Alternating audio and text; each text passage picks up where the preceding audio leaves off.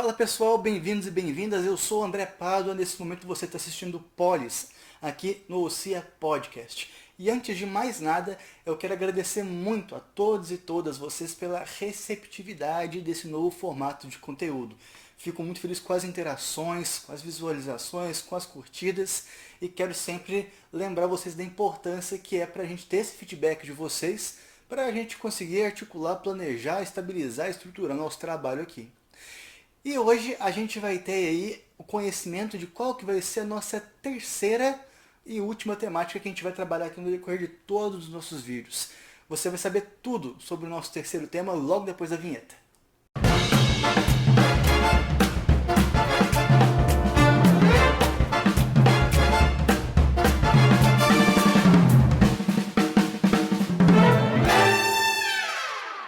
E sem mais delongas, a nossa terceira temática vai ser para uma coisa que mexe com a nossa emoção, mexe muito com o brasileiro, com a brasileira, mexe muito com qualquer pessoa do planeta. Vocês já devem estar mais ou menos entendendo o que eu estou falando. Mas, como a nossa terceira temática, rufem os tambores, hoje especialmente, rufem os tambores, a nossa terceira temática será sobre esporte. E hoje a gente vai aproveitar que tem um assunto quentinho aí, que está nos telejornais, está na sua televisão, está no seu celular, que é seleção brasileira, nossa seleção masculina, que teve 2 jogos agora nos últimos dias, um em Wembley, na sexta-feira, e teve um outro jogo, no sábado, e teve um outro jogo nessa última terça-feira, que foi contra a Espanha, foi no estádio Santiago Bernabéu. E foi muito interessante os 2 jogos. A gente vai falar sobre eles, especialmente sobre o último, que deixou aconteceu muita coisa complicada no último jogo, mas a gente vai aos pouquinhos. Inglaterra e Espanha foram os 2 primeiros jogos, as 2 primeiras pedradas que o novo técnico da seleção brasileira, Dorival Júnior, o 9º técnico desse milênio da seleção brasileira, com exceção dos 2 últimos, que foram interinos, ele teve que pegar e responder essa pedrada com uma seleção completamente desacreditada pelo que se formalizou sendo, a gente acostumou a ouvir, seja o dinizismo no comando da seleção por vários jogos das eliminatórias aqui da América do Sul, em que a seleção foi muito ruim, ela foi muito má. Um avanço ou outro por cada jogo, mas a gente não está falando em pontos corridos, não é um campeonato nacional, não é um campeonato estadual, é a seleção brasileira. Então deu muito errado, mas a promessa era que o queridão Ancelotti, Carlo Ancelotti, viesse treinar a seleção brasileira. E aparentemente ele viu o rojão que ele ia pegar e ele falou assim, sim, pero no, sim, pero no. E falou, não, vou ficar aqui no Real Madrid, realmente vou ficar aqui, não vou sair, não vou para outro canto não. E aparentemente os jornais davam conta que a CBF já tinha um acordo com o Ancelotti para que logo que acabasse o contrato dele no Real Madrid, o Ancelotti viesse. Mas o Ancelotti não veio e a seleção brasileira, melhor dizendo, a CBF ficou completamente desacreditada nesse passo. E aí eles foram bem diretos e enfáticos. Eles tiveram que ir atrás do Dorival Júnior para dar uma resposta.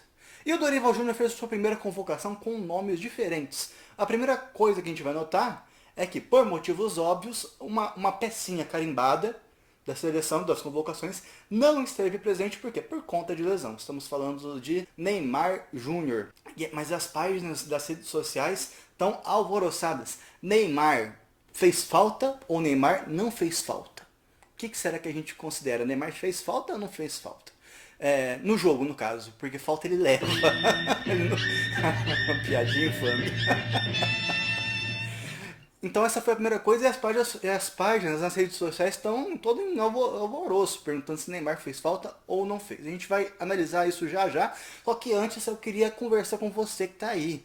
Se você está gostando dos nossos vídeos, está gostando dos nossos recortes, que a gente publicou recortes inéditos aí, de vídeos que a gente publicou nas últimas 2 semanas. Se você está curtindo, esse vídeo agora que a gente vai falar sobre esporte, uma coisa extremamente das entranhas do brasileiro e da brasileira. E não vamos falar só sobre futebol aqui, vamos falar de outras modalidades esportivas, de outras competições, especialmente as Olimpíadas que vão acontecer também nesse ano. Mas se você está curtindo, se você está gostando, se inscreve no canal, curte aí, faz seu comentário. Se você gosta do Neymar na seleção, você não gosta de Neymar na seleção, o que você achou do menino Hendrick? O que você achou dele na estreia dele? Marcando dois gols. Marcando, marcando dois gols na Inglaterra. Rebote ali que deu do Vinícius. E depois marcando um golaço, um golaço. Foi o segundo gol do Brasil no jogo contra a Espanha. Mas a gente vai falar a escalação direitinho aqui. Mas antes eu enfatizo aqui para vocês. Curta aí, compartilha, se inscreva no canal, comente como é que você está na seleção brasileira, qual que é seu time aí, para que time você torce. Eu tô proibido de falar mal de alguns times aqui. A minha mãe e minha avó são corintianas. Meu pai é cruzeirense. E meus avós são flamenguistas. Então eu sou proibido de falar mal desses três times por questões de saúde familiar. Mas vamos lá. Como é que foi a primeira convocação do professor Dorival Júnior? A gente começa com os goleiros. O Bento do Atlético Paranaense, que fez jogos extraordinários. Ederson do Manchester City, que acabou se lesionando, não pôde jogar esses jogos. E Rafael do São Paulo. Laterais, Danilo, da Juventus, Ian Couto, do Girona, Ayrton Lucas, do Flamengo, Wendel, do Porto. Zagueiros, Beraldo, do PSG, muito elogiado, Gabriel Magalhães, do Arsenal, Marquinhos, do PSG e Murilo do Palmeiras. Meio-campistas, André, do Fluminense, Andréas Pereiro, do Fulham, Bruno Guimarães, do Newcastle, Casemiro, do Manchester United, também se lesionou, não pôde jogar, Casemiro, do Manchester United, Douglas Luiz, do Aston Villa, João Gomes, do Wolverhampton, Lucas Paquetá, do West Ham e Pablo Maia, do São Paulo. Esses foram os meus campistas. De atacante, temos o Hendrick, do Palmeiras, que brilhou muito. Temos o Gabriel Martinelli, do Arsenal, Rafinha, do Barcelona, Richarlison, do Tottenham, Rodrigo, do Real Madrid, Savinho, do Girona e Vini Júnior, do Real Madrid. Essa foi a primeira convocação do técnico Dorival Júnior pelo comando da seleção brasileira. E vamos lá agora o jogo lá em Wembley, né? Foi Wembley elogiada pelo Pelé, tem até uma homenagem pro Pelé lá em Wembley. E o que aconteceu? A gente viu uma seleção brasileira inacreditavelmente organizada. O próprio Dorival aí ficou surpreso com o comportamento da seleção nesses dois jogos grandes, pegando seleções europeias aí que estão já acostumadíssimas a fazer, né, história na Europa e chegar longe em Copas do Mundo. Então foi dois jogos que surpreenderam a todos, especialmente o primeiro, que foi contra a Inglaterra. O Brasil mostrou muita concisão. Muita gente, né, assim, elogia demais a Inglaterra, não achei a Inglaterra grande coisa. Portanto, também eu achei que a seleção brasileira fez um bom arroz com feijão, mas mesmo assim não jogou aquele futebol estrondoso. Eu achei que a gente supervalorizou a Inglaterra também nesse ponto. Mas o Brasil ganhou na Inglaterra, o Vini Júnior conseguiu invadir a pequena área ali, passou a bola para o Hendrick, e do Hendrick ele conseguiu fazer o gol em cima do goleiro da Inglaterra. 1-0 pra gente com um gol. Detalhe, essa estreia do Hendrick é muito bacana, porque desde Ronaldo Fenômeno, nenhum outro jogador de 17 anos estreava ou fazia gol em sua estreia. Não foi estreia, a estreia dele foi com o Diniz, mas ele fez gol agora com a gente com 17 anos pela seleção brasileira. Então foi um jogo muito bacana. E depois estava todo mundo com expectativa, como é que vai ser na Espanha? E na Espanha teve um sabor a mais. Qual que foi esse sabor a mais? O jogo na Espanha foi marcado por apoio a Vinícius Júnior, portanto, foi uma manifestação de repúdio e combate ao racismo que o Vinícius Júnior está sofrendo na Espanha. E o jogo foi estranho por causa disso também, porque os dois primeiros gols da Espanha, foi a mesma escalação que foi usada, os dois primeiros gols da Espanha foram gols que não existiram, porque foram marcações erradas do juiz sobre dois pênaltis. E, mais estranho ainda, Espanha, Brasil, não teve VAR. Os comentaristas que eu estava assistindo estavam até comentando, mas por que não tem VAR num jogo desse tamanho?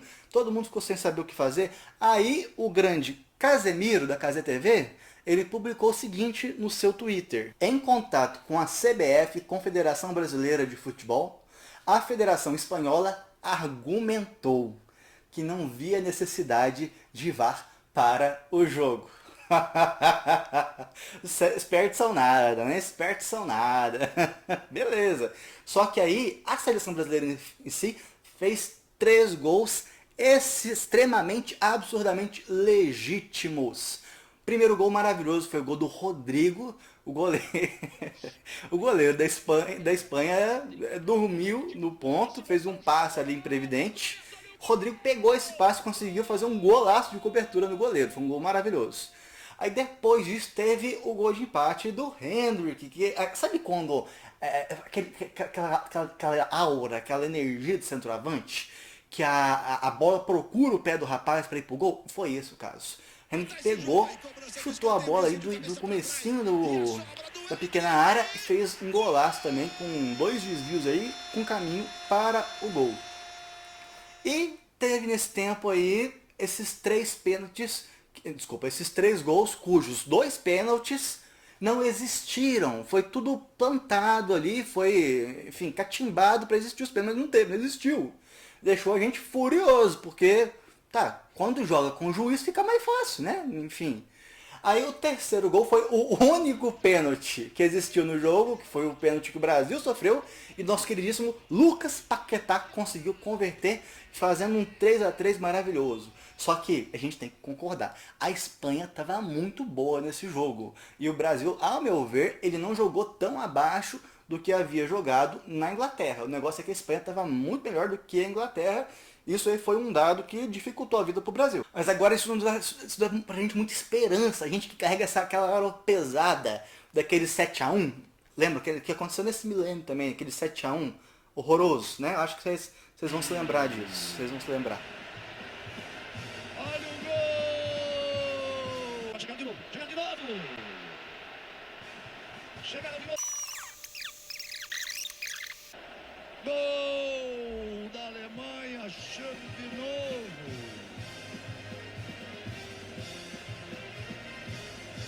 A gente falava assim, deu, acabou, não, parei Alemanha. E depois a Alemanha foi falar, né, que eles diminuíram o ritmo porque vão precisar da torcida brasileira para quando for para o próximo jogo. Então, eles diminuíram o PEX, não ia sair ali uns 10 fácil, tudo bem. Mas o que a gente tá com saudade mesmo é dessa narração aqui, ó. Dessa narração. Aquele goleiro superestimado da Alemanha também. Ele tomou a sova do fenômeno, do Ronaldo. E olha a narração do narrador em relação a esse gol. É isso que a gente quer ouvir de novo. É isso que o brasileiro e a brasileira quer ouvir de novo.